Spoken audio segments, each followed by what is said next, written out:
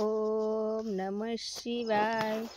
ओम नमः शिवाय। ओम नमः शिवाय।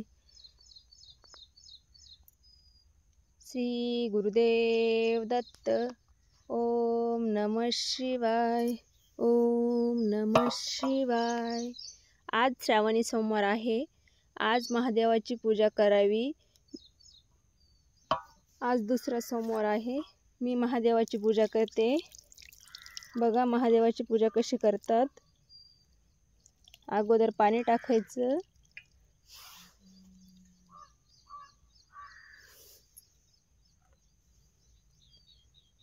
नंतर महादेवाच्या पिंडीवर दूध टाकायचं। महादेवाला दुधाने आंघोळ घातलेली चांगली राहते।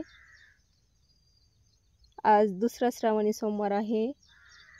बघा तुमच्या मनातल्या सगळ्या इच्छा पूर्ण होतील। तुम्ही जे मागाल ते भेटेन। बघा असा अभिषेक करा महादेवाला।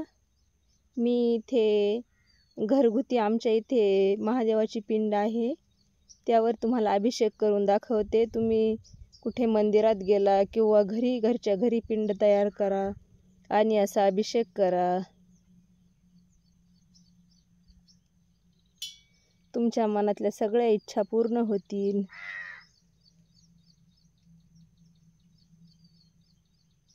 महादेव खूप भोळे आहेत। तुम्ही जे मागाल ते पूर्ण होईल।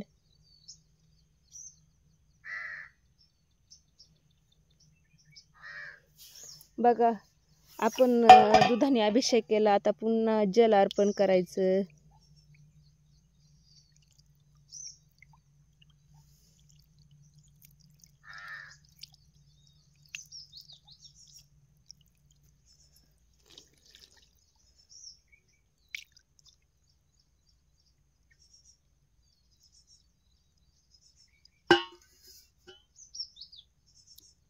ओम नमः शिवाय। ओम नमः शिवाय। ओम नमः शिवाय। ओम नमः शिवाय। ओम नमः शिवाय। ओम नमः शिवाय। ओम नमः शिवाय। ओम नमः शिवाय। ओम नमः शिवाय। ओम नमः शिवाय। ओम नमः शिवाय। ओम नमः शिवाय।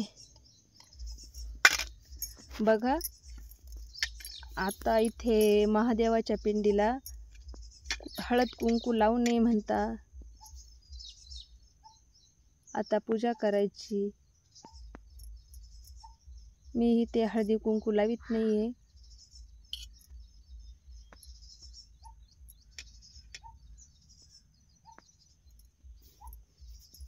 आणि बघा आज तीळ वाहतात महादेवांना। आज तीळ वाहतात। तुमच्या मनातल्या सगळ्या इच्छा पूर्ण होतील। महादेवांना तीळ वाहा। इथे औदुंबराचा वृक्ष आहे आणि महादेवाची पिंड आहे।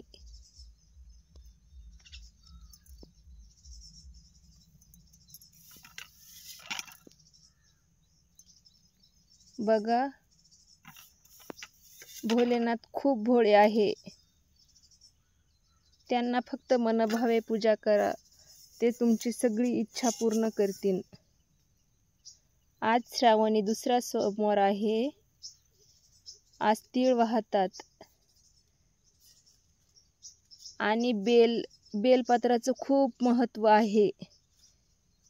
दुसरे काही असू नाही तर नसो, पण बेलपत्र महत्त्वाचे आहे। म्हणतात ना 108 वेळा जर बेलपत्र वाहिले तर तुमच्या सगळ्या इच्छा पूर्ण होतील मनातल्या। शंकर खूप भोळे आहे। तुम्ही जे मागाल ते देतील।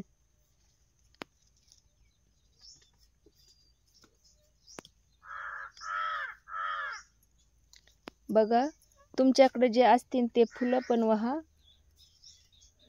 पण बेलपत्र पाहिजेच शंकरांना।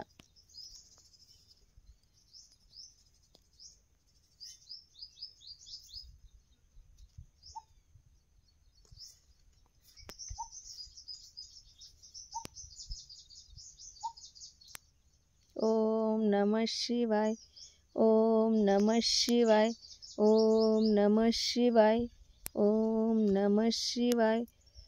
आणि हो, मी अष्टगंध लावला, मी विसरले. हळदी कुंकू लावते नाही, अष्टगंध किंवा बुक्का काहीही लावू शकता तुम्ही महादेवांना. ओम नमः शिवाय, ओम नमः शिवाय, ओम नमः शिवाय.